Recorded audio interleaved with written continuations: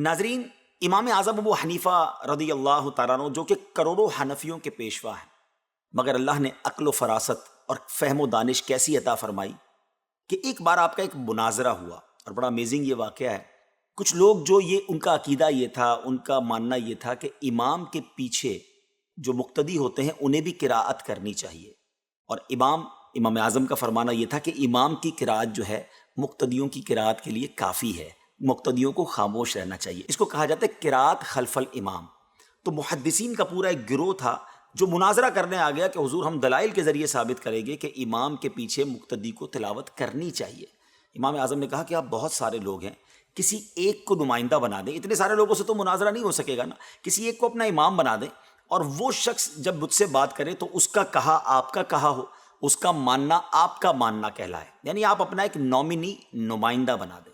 ان لوگوں نے مشورہ کیا اور اپنا ایک نمائندہ پیش کر دیا کہ حضور یہ سب سے زیادہ ہم میں علم والے ہیں، ان کا کہا ہمارا کہا ہے، یہ جو مانیں گے وہ ہم بھی مان لیں گے۔ امام اعظم نے کہا اس کی وجہ، تو کہا اس کو ہم نے اپنا ایک لیڈر بنا لیا ہے، اپنا امام بنا لیا ہے۔ تو امام اعظم نے فرمایا کہ پھر تو مناظرہ ختم ہو گیا۔ لوگ حیران ہو گئے کہ ابھی شروع ہی نہیں ہوا تو ختم کیسے ہو گیا؟ فرمایا یہی تو میرا کہنا ہے کہ امام جو کہتا ہے اس کا کہنا، اس کی تلاوت کرنا، اس کی قراءت کرنا وہ مقتدیوں کے لیے کافی ہے، وہ مقتدیوں کا مانا جائے گا۔ اللہ اکبر! جب لوگوں نے یہ استدلال دیکھا، حالانکہ وہ بھی علماء تھے، وہ سارے حیران رہ گئے کہ کتنا آسانی سے امام اعظم نے وہ مسئلے کو حل فرما دیا۔ اللہ تعالیٰ نے بہت زیادہ علم عطا فرمایا امام اعظم ابو حنیفہ رضی اللہ تعالیٰ عنہ کو۔ اور امام مالک کہا کرتے تھے کہ امام اعظم کے پاس دلائل کا اور علم کا وہ انبار ہے کہ کسی پتھر کے ستون کو سونا ثابت کرنے کی کوشش کریں تو آپ دلائل کے ذریعے اسے سونا ثابت کر سکتے ہیں۔ سبحان اللہ! امام اعظم اس قدر علم والے۔ آپ سے ایک بار سوال کیا گیا کہ حضور اتنا علم کیسے ملا؟ آپ علم کے پہاڑ ہیں، اللہ نے اتنا علم کیسے دیا؟ بڑا شاندار جواب عطا فرمایا۔